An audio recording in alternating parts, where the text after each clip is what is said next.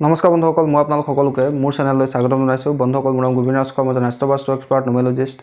বন্ধুসকল, আপোনালোকৰ সুবিধাৰ্থে মই চেনেলটোত বাস্তুৰ সম্পৰ্কে, সংখ্যাতত্বৰ সম্পৰ্কে, জ্যোতিষৰ সম্পৰ্কে, তাৰ লগতে আপোনালোকৰ বিভিন্ন সমস্যাৰ সমাধানৰ উপায়সমূহ সম্পৰ্কে আলোচনা কৰি থাকোঁ। গতিকে যদিহে আপোনালোকৰ মোৰ চেনেলৰ ভিডিঅ'সমূহ চাই ভাল লাগে, অনুগ্ৰহ কৰি মোৰ চেনেলটো ছাবস্ক্ৰাইব কৰি ভিডিঅ'সমূহ লাইক কৰিব, কমেণ্ট কৰিব আৰু যিমান পাৰে শ্বেয়াৰ কৰিব। বন্ধুসকল, আজি মই আপোনালোকৰ লগত আপোনালোকৰ যদি দোকান ব্যৱসায় আছে, অফিচ আছে, তাত যদি আপোনালোকৰ কাষ্টমাৰ সংখ্যা কমি গৈছে, আৰ্থিক উন্নতিৰ ক্ষেত্ৰত আপোনাৰ সমস্যা হৈছে, তেন্তে কি উপায় কৰিব লাগে সেই বিষয়ে আপোনালোকৰ লগত আলোচনা কৰিবলৈ পাইছোঁ।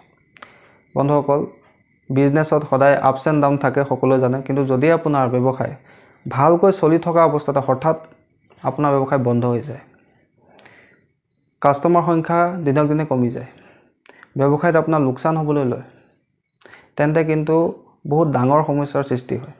যিহেতু এজন ব্যৱসায়ীয়ে নিজৰ সকলো কেপিটেল এখন দোকানত বা ব্যৱসায়ত ইনভেষ্ট কৰি ব্যৱসায় কৰে, আৰু তাৰ কাৰণে হয়তো তেওঁ কোনোবা বেংকৰ পৰা বা কোনো অন্যান্য ঠাইৰ পৰা লোনো ল'ব লগাত পৰে।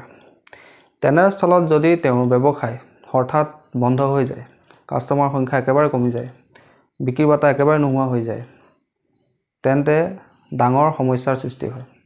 এই ধৰণৰ সমস্যা যদি আপোনাৰ হৈছে, যদি আপোনাৰো দোকান আছে, ব্যৱসায় স্থান আছে, তাতো যদি আপোনালোকৰ ব্যৱসায়ত উন্নতি লাভত সমস্যা হৈছে, কাষ্টমাৰ সংখ্যা কমি গৈছে, মানি ফ্ল' আপোনাৰ কমি গৈছে, তেন্তে আপোনালোকে এই উপায়টো কৰিব পাৰে।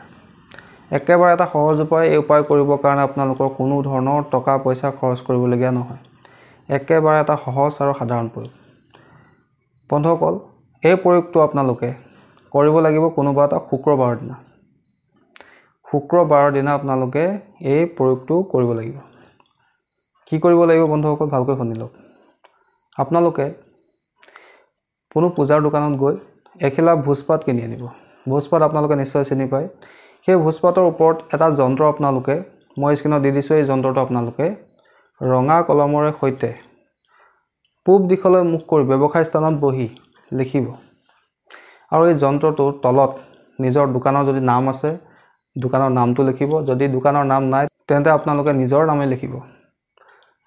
তাৰপিছতে সেই যন্ত্ৰটো ভালকৈ নিজৰ হাতত ৰাখি এটা মন্ত্ৰ আপোনালোকে 21 বাৰ জপ কৰিব, উত্তৰ দিশলৈ মুখ কৰি। বন্ধুসকল, সেই মন্ত্ৰটো হৈছে ওম শ্ৰীম মহালক্ষ্মী মম গৃহে আগস্য আগস্য ধন পুৰয় পুৰয় ওম শ্ৰীম নমঃ। ওম শ্ৰীম মহালক্ষ্মী মম গৃহে আগস্য আগস্য ধন পুৰয় পুৰয় ওম শ্ৰীম নমঃ। এই মন্ত্ৰটো আপোনালোকে 21 বাৰ জপ কৰিব। তাৰপিছতে আপোনালোকে সেই যন্ত্ৰভাগ ভালকৈ পাৰিলে ফ্ৰেম কৰি ল'ব, আৰু যদি ফ্ৰেম কৰিব নোৱাৰে তেন্তে আপোনালোকে আপোনাৰ দোকানৰ উত্তৰ দিশত চেল'টেপ লগাই পেলাই আপোনালোকে লগাই থ'ব। আৰু যেতিয়া আপুনি প্ৰত্যেক দিনে নিজৰ দোকানত ধূপ ধূনা জ্বলাব, আপোনালোকে সেই যন্ত্ৰটোক এবাৰ ধূপ দেখাব।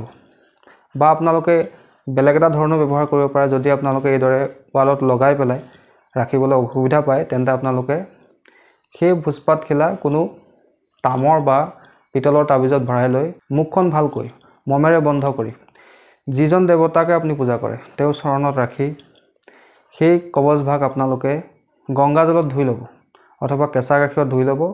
ধুই লৈ এই যিটো মন্ত্ৰ মই আপোনালোকক ক'লোঁ, এই মন্ত্ৰটোকে আপোনালোকে 21 বাৰ জপ কৰিব। তাৰপিছতে সেই কবচভাগ আপোনালোকে আপোনাৰ দোকানৰ মুখ্য দুৱাৰৰ ভিতৰৰ ফালে ওপৰত আপোনালোকে গজালটা মাৰি লগাই থৈ দিব, ওলমাই থৈ দিব। চাব আপোনালোকৰ লাহে লাহে ব্যৱসায়ৰ সমস্যা দূৰ হ'বলৈ ল'ব, ব্যৱসায় উন্নতি হ'বলৈ ল'ব।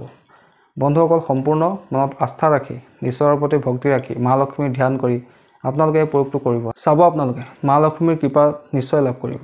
একেবাৰে এটা সহজ উপায়। এই উপায় কৰিবলৈ আপোনালোকৰ কোনো ধৰণৰ টকা পইচা খৰচ কৰিবলগীয়া নহয়। একেবাৰে সহজ সৰল উপায়। কেনেকৈ কৰিব লাগে মই আপোনালোকক বুজাই দিলোঁ। সেইধৰণে আপোনালোকে কৰিব, নিশ্চয় ইয়াৰ পৰা আপোনালোকে ভাল ফল লাভ কৰিব। যদি আপোনালোকৰ ব্যৱসায় স্থান আছে, ব্যৱসায়ত আপোনালোকৰ সমস্যা হৈছে, কাষ্টমাৰ সংখ্যা কমি গৈছে, তেন্তে আপোনালোকে এই প্ৰয়োগটো কৰি চাব, নিশ্চয় ইয়াৰ পৰা আপোনালোকে ভাল ফল লাভ কৰিব। সম্পূৰ্ণ আস্থা ৰাখি, গুৰুৰ প্ৰতি ভক্তি ৰাখি, ঈশ্বৰৰ প্ৰতি বিশ্বাস ৰাখি এই প্ৰয়োগটো কৰিব, নিশ্চয় আপোনালোকৰ কাৰ্য সিদ্ধি হ'ব। বন্ধুসকল, আশা কৰিছোঁ আজি আপোনালোকৰ এই ব্যৱসায় উন্নতিৰ বা কাষ্টমাৰ এট্ৰেকশ্যনৰ উপায়টোৰ সম্পৰ্কে জানি ভাল লাগিলে। যদি ভাল লাগিলে অনুগ্ৰহ কৰি ভিডিঅ'টো লাইক কৰি দিব, কমেণ্ট কৰিব আৰু মোৰ চেনেলটো ছাবস্ক্ৰাইব কৰিব। ধন্যবাদ।